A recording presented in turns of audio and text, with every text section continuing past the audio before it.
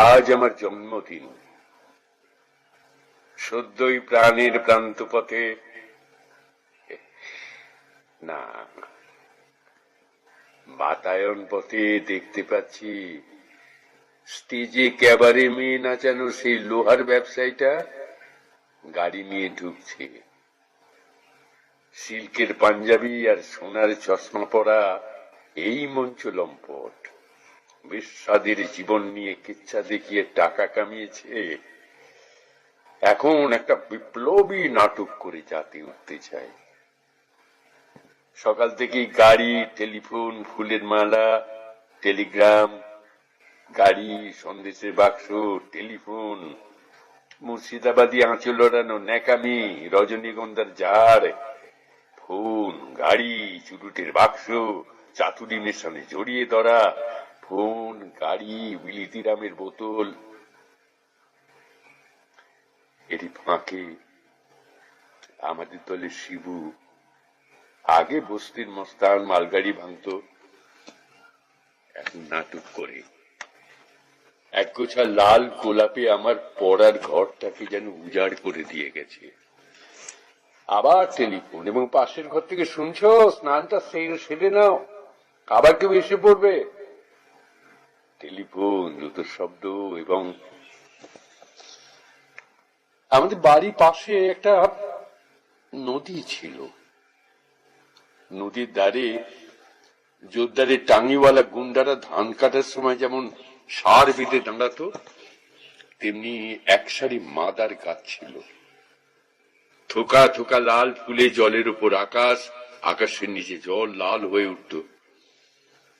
পিসিমা দাওয়ায় বসে রূপোর ফ্রেমে চশমাটা আড়াল থেকে ঝুঁকে পড়ে কই বাঁচতে বাঁচতে বলেছিলেন, ওরা সাপভ্রষ্ট পারিজাত, পূজায় লাগে না।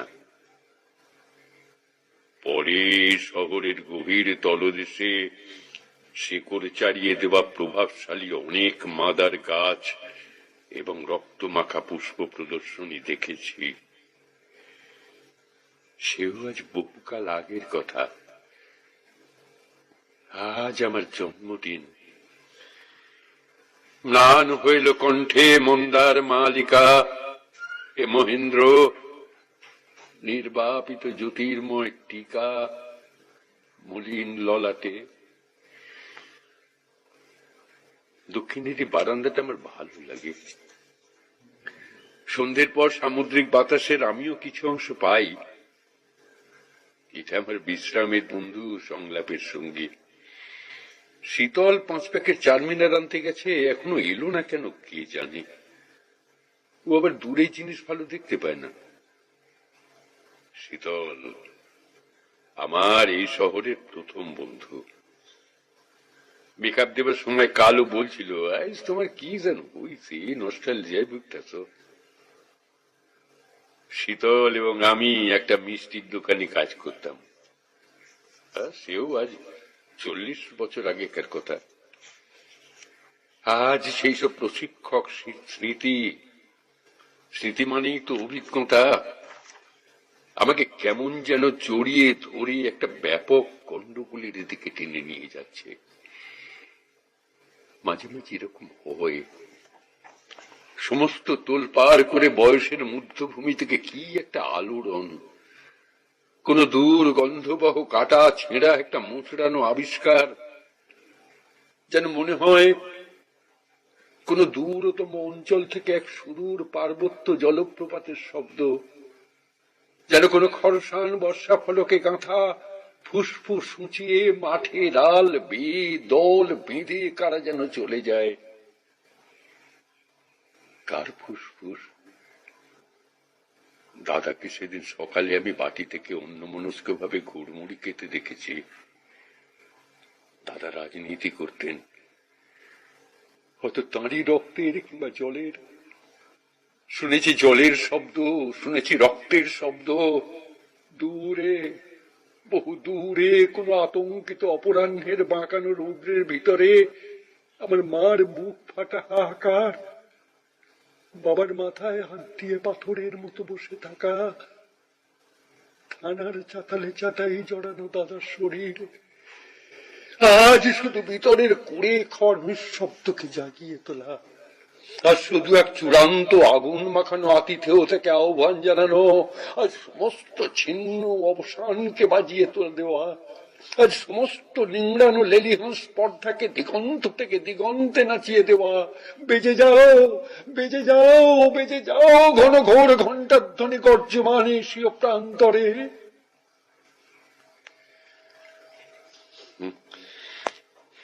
ঝুরঝুরে মাটির সঙ্গে ভাজা মেথি একাঙ্গির গুঁড়ো মিশিয়ে পেঁপড়ে ডিমের টোপ দিয়ে বিকেলের পড়ন্ত রোদে পুকুরে ধরপড়ে কাতলা এবং মৃগেল লড়া, এবং রাত্রে নিকুঞ্জ অধিকারী যাত্রার দলে কৃষ্ণ ঠাকুর সেজে ছোকরা সখীদের সঙ্গে বৃন্দাবনের দোলা, এবং সকালে ঘুম থেকে উঠেই গুলতি হাতে কাঠবিড়ালি শিকারে বেরিয়ে যাওয়া ইত্যাদিতে বয়স তখন 12। বাবা মা বর্তায় পরিগত হয়েছেন, ছিলেন মাত্র কানে খাটো কিন্তু স্নেহে অনেক বড় পিসিমা। গায়ে গায়ে যখন মাথায় ময়ূরের পাখা ফিট করে বাঁশি হাতে সখীদের সঙ্গে দোদুল্যমান, এমন সময় একদিন আমার সঙ্গে কোনো পরামর্শ না করেই মাউন্ট ব্যাটেন সাহেব পশ্চাতে একটি শটান লাথি কষালেন। মুখ থুবড়ে পড়লাম 400 মাইল দূরে সমুদ্র উপকূলবর্তী এই বিশাল শহরে। মাথা তুলে দেখি শীতল, সঙ্গে একটা ফুল আঁকা টিনের সুটকেস। সেই শীতল এখন আমার বন্ধু, পরমাত্মীয়, পরামর্শদাতা, দলের মেকআপ ম্যান, আমার জন্য সিগারেট আনতে গেছে। এখানে বর্ষাকালে হয়তো চারদিক সাদা হয়ে বৃষ্টি নামে, এখনো হয়তো গভীর রাত্রে পাহাড় থেকে হরিণের ডাক শোনা যায়, এখনো হয়তো কালীঘাটের সেই নাবির নিচে, হ্যাঁ এখনো হয়তো কালীঘাটের সেই নাভির নিচে ধুতি নামানো, সামনে ক্যাশ বাক্স, গলায় ঢোলের মতো মাদুলি দোলা তারকবাবু একটা কাপ ভাঙার জন্য শীতলকে জুতো পেটা করলো, এবং পরের দিনই আমার হাত থেকে একটা প্লেট এবং যথারীতি টায়ারের চপ্পল, পিঠে কিছু অমার্জনীয় সঙ্গীত রচনা করে গেল। এবং তারপর বিষ্ণু ঘোষের মিষ্টির দোকান, গরম গরম বামপন্থী হিঙের কচুরির সঙ্গে বিগত যৌবনা সাংবিধানিক ছোলার ডাল এবং তাত্ত্বিক সোনপাপড়ি পরিবেশনের ফাঁকে ফাঁকে বাবুদের আলোচনার পররাষ্ট্রীয় চাটনি, এবং রাত 12:30 নাগাদ সমস্ত বাসনপত্র মেজে টেবিল ধুয়ে মুছে সমস্ত ঠিকঠাক করার পর পচা জিলিপি, গেঁচিয়ে ওটা ডাল আর বাতিল রাধা বল্লভী গিলে বেঞ্চির উপরে চিত হয়ে শুয়ে সামনের নর্দমা থেকে উড়ে আসা মশাদের জন্য শরীরে রেশনের দোকান খুলে দেওয়া। তারপর ওই চিতপুরের অগ্রগামী অপেরার সত্ত্বাধিকারী, সে নাকের পাশে আঁচিলওয়ালা হরিপদবাবুর বাক্স বাবা এবং সহকারী রাঁধুনির কাজ। মন্দ ছিল না, কিন্তু হরিপদবাবু একটু মানে এইসব ওয়াইল্ড, অর্থাৎ কিনা অস্কার ওয়াইল্ড ছিলেন। ফলে এই শহরের চারিদিকে শুধু নানা রকম কল, রোজ বিকেলে লক্ষ লক্ষ মানুষ ছিবড়ে হয়ে বেরিয়ে আসে। আমরাও কল থেকে বেরিয়েই সোজা সেই একটি মাত্র ঘুলিঘুলিওলা মাসিক 15 টাকা ভাড়ার ঘরে গিয়ে জমায়েত হতাম। পাশের হোটেলের হল্লার জমানো জঞ্জালের পচা গন্ধকে পরাজিত করে রাতের পর রাত খড়ি দিয়ে আঁকা গন্ডির মধ্যে মহড়া দিতাম। আর মহড়া দিতে দিতে খালি গা বেয়ে গড়ানো ঘামের স্রোতের মধ্যে তেষ্টায় ঠোঁটের নুন চেটে নিতে নিতে আমরা বুঝেছিলাম টাকা পয়সাকে নাড়াচাড়া করতে করতে বেশ ঘন করে জাল দিলে উপরে রাজনীতির স্বর পড়ে। আমরা বুঝেছিলাম যে এইসব মানুষ মারাই কলের মালিকদের ঘাড়ের উপর লাফ দিয়ে কেড়ে নিতে হবে নাটক। নাটক মানে জীবন, টকবগ ফুটে ওঠা জলজ্যান্ত ওলট পালট জীবন। নাটক মানে অবিরাম শ্রেণীদ্বন্দ্বে বিকশিত রূপান্তরিত চেতনা স্রোতের দ্বন্দ্বময় রূপ, এক প্রবল বর্ণবহুল দ্বিখণ্ডিত জাগরণ। তার অর্ধেক চলাফেরা করে মঞ্চের উপর সাজানো গল্পে, বাকি অর্ধেক আগুনের হলকার মতো নিচে বেড়ায় হালকা অন্ধকারে সারি সারি চেয়ারে বসে থাকা হাজার হাজার চিন্তিত মাথা আর তোলপাড় বুকের ভিতরে।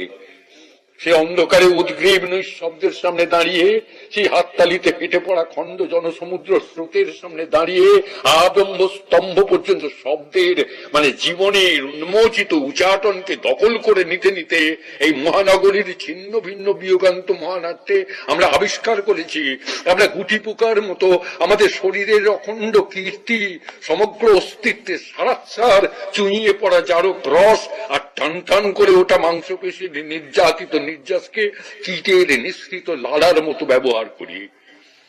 ধীরে ধীরে মঞ্চময় ছড়িয়ে পড়ে প্রাণীর ক্ষরণ, রেশমের সূক্ষ্মতম মসৃণ কারুকার্য আর বিচিত্র বর্ণ আলো আর ধ্বনির স্পন্দিত বাংময় অবয়ব থেকে বেরিয়ে আসে নাটক।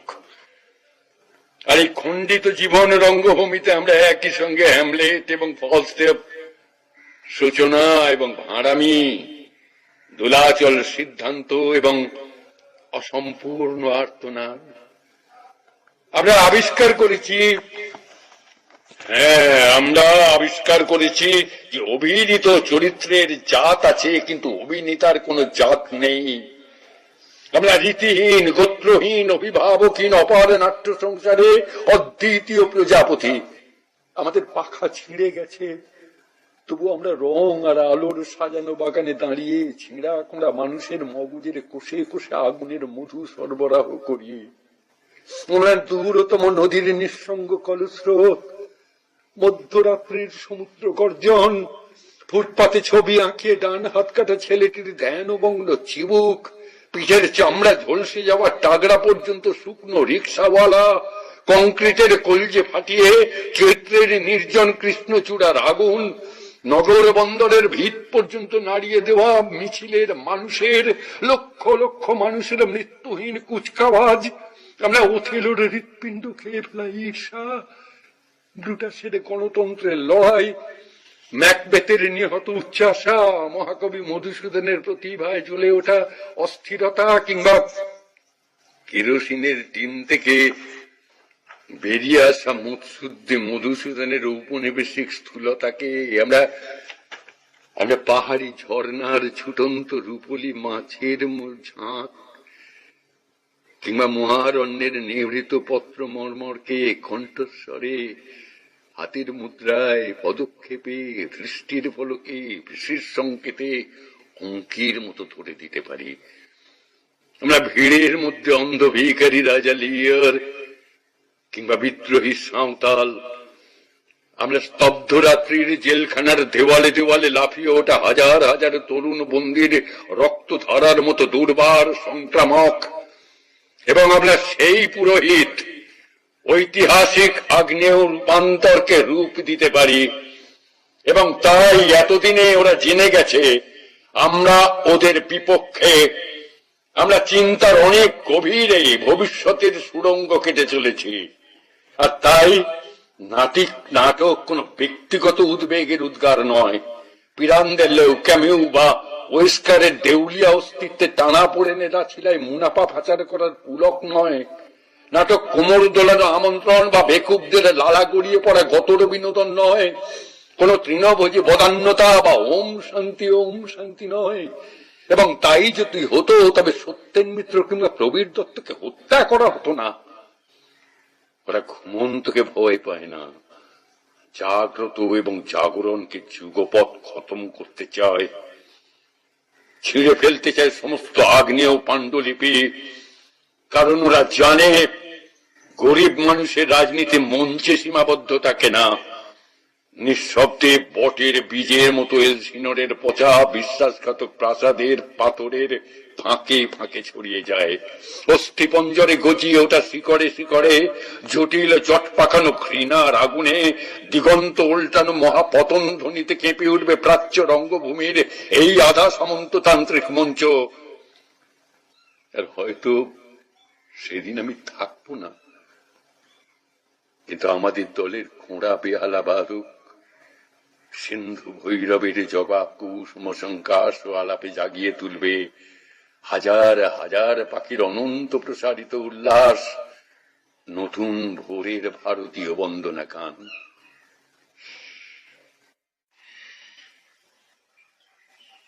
আজ আমার বিশ্রাম, আজ অখণ্ড বিশ্রাম। আজ আসিয়াছে কাছে জন্মদিন, মৃত্যুদিন। একাশনে দহি বসিয়াছে, দুই আলো মুখোমুখি মিলিছে জীবন প্রান্তে মম। রজনীর চন্দ্র আর প্রত্যুষের সুখ তারা সম। এক মন্ত্রে তুমি অভ্যর্থনা। শীতল চারমিনা রেখে গেছে, আর সেই শেয়ার মার্কেটে ঘুঘুটা দিয়েছে 5 প্যাকেট টাউনবিল। জন্মদিন, মৃত্যুদিন, একাশনে দমে বসিয়াছে। জুলপিতে পাক ধরেছে, গালের মাংসে আর তেমন টান নেই। দৌড়ঝাঁপ করতে পারি না আগের মতো। যে গলায় এক সময় কাল বৈশাখীর ঝড় খেলা করত, এখন উঁচু পর্দায় সেখানে ভাঙা কাশির আওয়াজ শোনা যায়। দেহ পর্ষণে নট সকলই হারায়। আজ বিশ্রাম। শুটিং এর ডেট নেই, মহড়া নেই, লেখা নেই, শো নেই, পড়া নেই, কিচ্ছু নেই। আজ আমার বিশ্রাম। তবু ক্লান্তি আমার ক্ষমা করো প্রভু বলে আমি নেতিয়ে পড়ি না, কারণ না খাটলে দল রাখা যায় না। এ তো আর সংসদীয় রাজনীতির আখড়া নয় যে উপর চালাকি করে চালিয়ে দেব।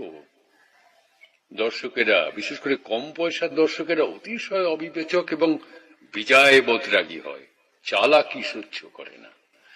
দল বেঁধে সমস্ত চালিয়াতির রংচঙে বেলুন, ধারালো অট্টহাসি আর উল্টো হাততালিতে ফাঁসিয়ে দিয়ে চলে যাবে এবং যাবার সময় কয়েকশো চেয়ার চেলাকাটে পরিণত করবে। এ শুধু ঠোঁটের বা ভোটের কারসাজি নয়, এ আমাদের রক্তের ব্যাপার, ইজ্জতের মামলা। এ আমাদের চোখের আলো, আমাদের প্রাণের আগুন, আমাদের খণ্ডিত এবং জড় চৈতন্যের অবিরাম দ্বন্দ্বের ফুল ও ফল। তাই আমাদের ক্লান্তি টান্তি নেই। সময়ের অসীম উষ্ণ প্রস্রবণে টকবক টকবক করে ফুটছে জোড়া লাগতে লাগতে ফেটে যাওয়া জীবন। জীবন মানে এক পরস্পর সাপেক্ষ সংঘবদ্ধ প্রিয়তম অধীনতা। আর সংঘবদ্ধ জীবনের একটাই সোজা মানে। শ্রাবণের অন্ধকার রাত্রে করছে ওটা বাগিনীর মতো রাত্রির দিগন্ত থেকে দিগন্তে লাফ দেওয়া আগুনের ফোয়ারার মতো। দক্ষিণ পূর্ব এশিয়ায় ওদের সমস্ত গোপন আশ্রয় আর মজুত ভান্ডার পুড়িয়ে দেবার মতো পায়ের আঙুল থেকে মাথার চুল পর্যন্ত ভয়ঙ্কর রূপবান আকাশস্পর্শী একটা অগ্নিতরঙ্গ। জন্মে জয়ের সর্পযজ্ঞের বহু যুগ প্রতীক্ষিত প্রতিশোধের প্রথম কিস্তি। কয়েকদিন থেকে পিঠে বেশ ব্যথা, একটা কার্বঙ্কল হয়েছে, এখনো পাকেনি।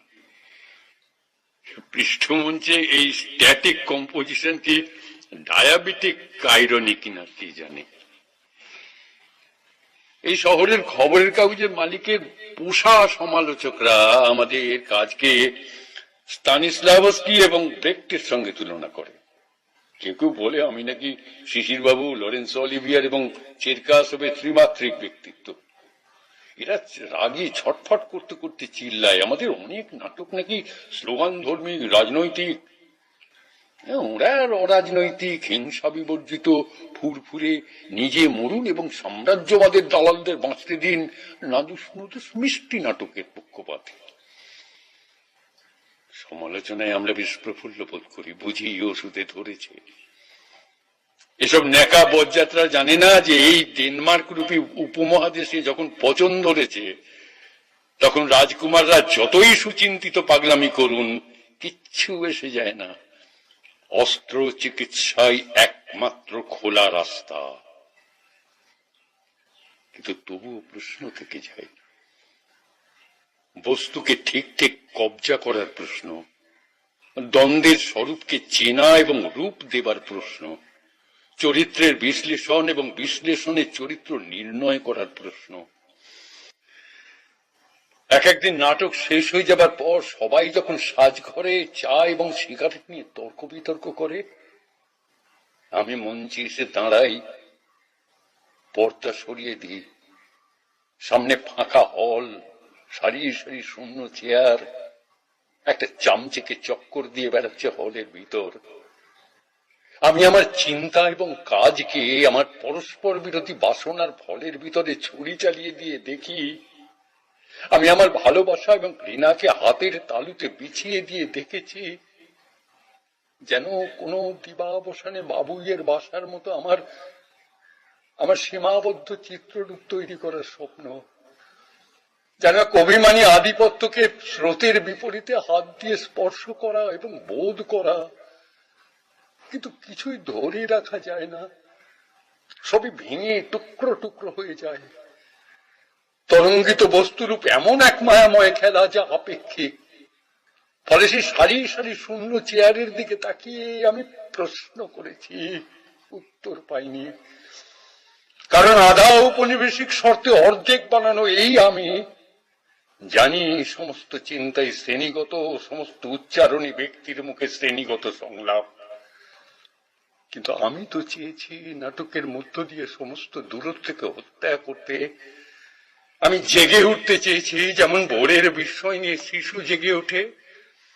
আমি বুকের উপরে আগুন জ্বালিয়ে সেই আগুনকে স্পর্শ করতে চেয়েছি মানুষের সমস্ত বাইরের পর্দা সরিয়ে ভিতরকার মানুষটিকে ভালোবেসতে চেয়েছি, নিজেকে শ্রেণীগত চামড়া ছিঁড়ে ফেলে টেনে বের করে আনতে।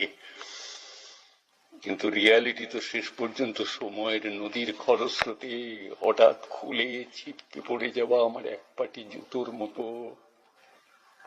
অন্য পাটি পায়ে দিয়ে আমি হতভম্বের মতো তাকিয়ে দেখি আমার এক পা খালি, ভেসে যাচ্ছে ছিটকে পড়া জুতো, সময়ের শব্দহীন স্রোতে ভেসে যায় বহুদূর বহুদূর সমুদ্রের দিকে। এই বারান্দায় দাঁড়ালে সামনের রাস্তার মোড়, ডান পাশে একটা অন্ধকার সরু গলি। গলির মুখে একটি ছেলে দাঁড়িয়ে ভাঁড়ে করে চা খাচ্ছিল। তিন দিক থেকে চারটে প্যান্ট বুশশার্ট কালো চশমা পরা লোক এলো। একজনের মাথার পিছন দিকটা কাঁচা বেলের মতো, এবং হঠাৎ বাতাস চিরে ফেলা চারটি পর পর শব্দ চকচকে চারটে লোহার নল প্যান্টের পকেটে ঢুকে গেল। একটা জালে ঘেরা গাড়ি এসে দাঁড়ালো। দুজন অরণ্যদেব নেমে এসে ছেলেটার একটা ট্যাং ধরে টেনে তুলে ফেলল। ওর নাকের ফুটো দিয়ে তখনও রক্ত গড়িয়ে পড়ছিল। গাড়িটা ধাঁ করে ঘুরে ডান দিকে বেরিয়ে গেল। ওই ছেলেটাকে আমি চিনি, ওর নাম বকুল, কবিতা লিখত। ওর কবিতা আমি পড়েছি। অমরবাবু, শীতলকে বলুন গালে আরো কয়েকটা টান দিয়ে দিতে। হ্যাঁ হ্যাঁ হ্যাঁ, জনসনের গাল ততদিনে তুবড়ে গেছে। অসিত বাবু, আপনি এই টাকটা একটু ঠিক করে দর্শকদের দিকে পেছন ফিরে দাঁড়ান। হ্যাঁ হ্যাঁ হ্যাঁ, পেছন ফিরে দাঁড়ালে সামনের চেহারাটা আরো স্পষ্ট হয়ে উঠবে। আপনি দিন রাস্ক, আপনার বাঁ পাশে শুটকো শয়তান বান্ডি। অপূর্ব, তুমি বান্ডি, হাতে একটা মোটা ফাইল থাকবে, তুমি প্রেসিডেন্টের ডান হাত। আর তোমার পাশে জগদীশ একটু ঘাড় কাত করে হাসি হাসি মুখে প্রেসিডেন্ট জনসনের দিকে তাকিয়ে রবার্ট ম্যাকনামারা। আপনারা আরো একটু ঘন হয়ে দাঁড়ান। পেন্টাগন পেপারসে ঠিক যেমন আছেন তেমনি। ইতিহাসের এক কুৎসিত সময় হোয়াইট হাউসের গর্ত থেকে বেরিয়ে 4টে ভাড়াটে গোখরো বিষ ঢেলে দিচ্ছে, আর ছোবলের দাপটে ঢলে পড়ছে হাজার হাজার বকুল এবং ব্যান্ড্রয়। এশিয়া, আফ্রিকা, লাতিন আমেরিকার বুকে গড়ে তুলছে একের পর এক কৃষিজ রক্তস্রোতে ভেসে যাওয়ার শ্মশান। লক্ষ লক্ষ দেশপ্রেমিকের নাভিতে পুঁতে দিচ্ছে গণতন্ত্রের ফনার মতো পতাকা। এশিয়ায়, ইন্দোনেশিয়ায়, বলিভিয়ায়, চিলিতে বাঁপাশ থেকে নীল আলো কোনাকুনি ভাবে প্রথমে প্রেসিডেন্ট জনসনের মুখে, তারপর ইকি মিকি সব মুখগুলোকে নীল বিষে মাখামাখি করে দিয়ে শেষে স্তব্ধ হবে ম্যাকনামারার মুখের উপর। না, এই দৃশ্যে কোনো সংলাপ নেই, হত্যার কোনো ডায়ালগ থাকে না। জল্লাদের মুখে শুধু নরকের নীল শিখা জ্বলে ওঠে। সাময়িক জয়ের ঘাড় কাত করা উল্লাসের শ্রেণীগত নীরবতাই হত্যাকারীর একমাত্র ভাষা। পারস্যের সমস্ত গোলাপ বাগিচা নিংড়ে আনা সমগ্র সুগন্ধেও আপনাদের হাতের ওই টাটকা রক্তের ঘ্রাণ চাপা দিতে পারবে না। ভারত মহাসমুদ্রের সমগ্র জলরাশিতেও তোমাদের এই কনুই পর্যন্ত শুকনো রক্ত বিধৌত হবে না।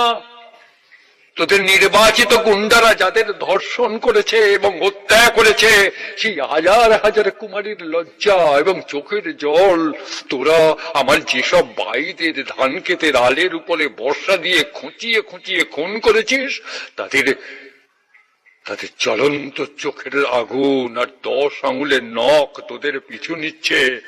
মনে রাখিস, সেদিন তোরা গামছা পরে ইতিহাসের পাতা থেকে পালাবার পথ খুঁজে পাবি না। গাঁয়ের কৃষকেরা যেমন পাগলা কুত্তাকে গ্রাম থেকে গ্রামান্তরে তাড়িয়ে নিয়ে যায়, তেমনি তোদের খুবলন চোখের গর্ত আর পাঁজরের ফাঁকে ফাঁকে ফণি মনসার কাঁটা গজিয়ে উঠবে।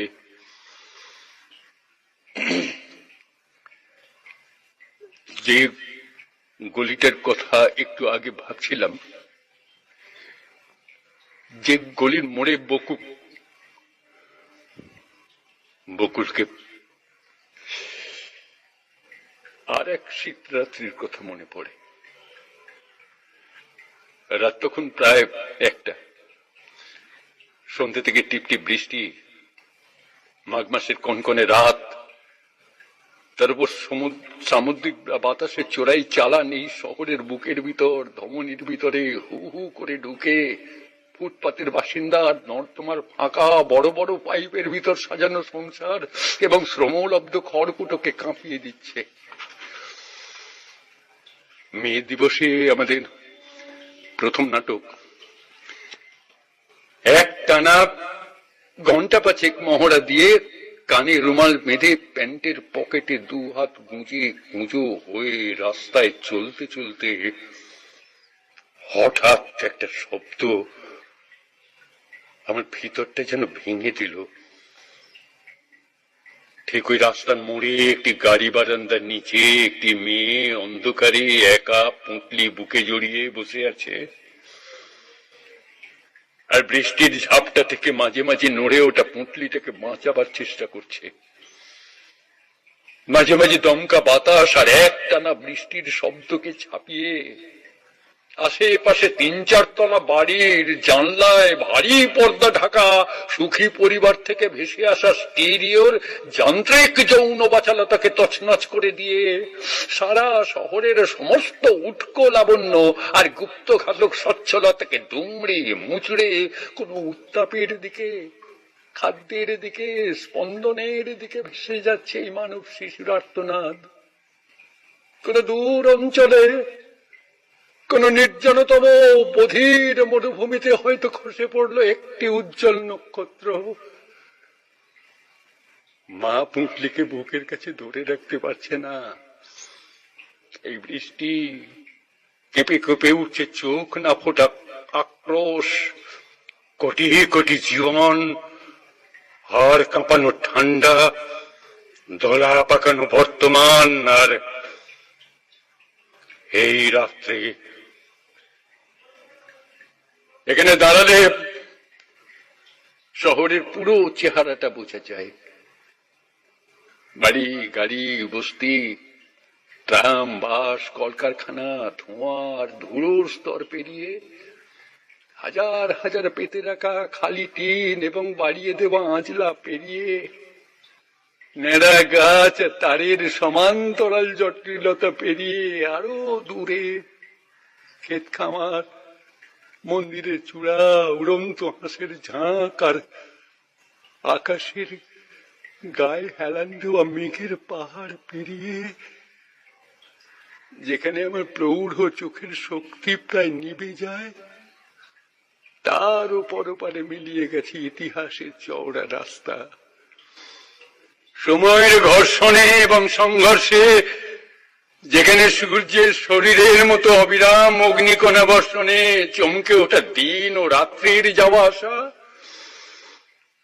সেই পথের ধারে আমি একদিন আমার স্মৃতির পাতা উল্টানো টেবিল থেকে শীতরাত্রির নীরস পাতার মতো খসে পড়ব। পেছনে পড়ে থাকবে আমার বিশাল দেশ আর আমার মহড়া কক্ষ। আমার দলের কিছু শঙ্কিত সদস্য হয়তো দক্ষিণা বাতাসের দাপুটে ঝরে যাবে, কিন্তু অবশিষ্টরা আদ্যপান্ত উল্লাসে গেয়ে উঠবে বর্ধিষ্ণু বসন্তের গান। এই পুণ্যপ্লাবী শহরের মঞ্চে মঞ্চে আমার কণ্ঠস্বর আর কোনোদিন শোনা যাবে না। আমি আর কোনোদিন সুদখোর মহাজন, পুঁথিগ্রস্ত অধ্যাপক, ধূর্ত ব্যবসায়ী, মদিচুর মন্ত্রী, ভগ্নজান শিল্পপতি, অবসরপ্রাপ্ত কেরানি কিংবা বেশ্যার দালালের ভূমিকায় দেখা দেব না। কিন্তু গলানো পিচের মতো অন্ধকার মাখানো রাত্রির আকাশে ছড়ানো হাজার হাজার জ্বলন্ত কয়লার টুকরোর মতো আমি গচ্ছিত রেখে যাব আমার নিজের হাতে তৈরি। রাস্তা থেকে আমার বুকে ঝাঁপিয়ে পড়া সেই সব দুর্দান্ত বন্ধুদের। আমি থাকবো তাদের শ্বাস প্রশ্বাসে, তাদের তাজা মগজের প্রতিটি নিউরন হবে আমার আগামী দিনের অস্তিত্ব। তাদের মধ্যে জ্বলে উঠবে আমার গলার শির ছেড়ে ফেলা উচ্চারণ আর প্রয়াত পদচারণা। তারা নিজেরাই হবে এক এক নতুন জীবনের পূর্ণাঙ্গ নাটক। সেসব বাঘের বাচ্চাদের মুখোমুখি হবে আগামী দিনের মঞ্চে দুর্গন্ধ ছড়ানো খট্টা সেরা। আমি তাদের মধ্যে রেখে যাচ্ছি মূল্যবান সর্বনাশের বীজ, শিল্পের অঙ্কুরিত দ্বন্দ্বের ইতিহাস। তারা ভাড়া করা নাট্যকারের ভেড়ুয়া সংলাপ আওড়াবে না, খেতাব ঝোলানো দুমুখ সাপের শির দাঁড়া গুঁড়িয়ে তারা তৈরি করবে নিজস্ব সংলাপ।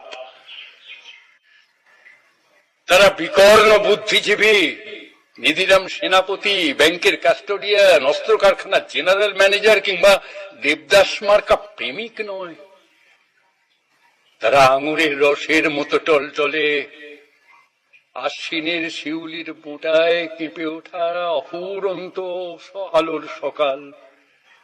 তারা শুধুই মানুষ, আস্ত, আগাগোড়া, টাটকা, ভয়ঙ্কর তেজি মানুষ। তারা সমস্ত আলস্য আর আত্মকেন্দ্রিকতার মুখে নুড়ো জেলে দিয়ে সমস্ত স্থিতিশীল মৌরসী পাটটাকে উৎখাত করে উঠে দাঁড়াবে। লোহার শাবলের মতো বাড়িয়ে দেওয়া হাতে লুফে নেবে দুরন্ত জীবনের লাগাম।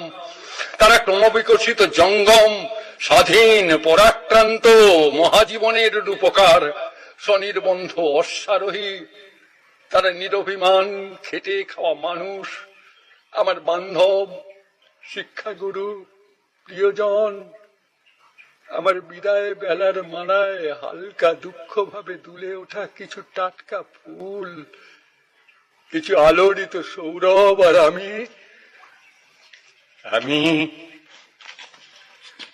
আমি তো সেই গায়ের বুঁটা থেকে ছিঁড়ে আনা এক আধ ফোঁটা গন্ধরাজ। আপন পরাগের জেলখানায় বন্দি মোদির সংগ্রামকে ঘিরে কাটিয়ে দিলাম এক ধৃতরাষ্ট্র জীবন। আর তা থেকে আজ খসে পড়ল আর একটি পোকায় কাটা পাপড়ি, আর কিছু এলোমেলো অস্থিরতা। দান হইল কণ্ঠে মন্দার মালিকা। মানুষের দেবতারে ব্যঙ্গ করে যে অপদেবতা বর্বর মুখ বিকারে,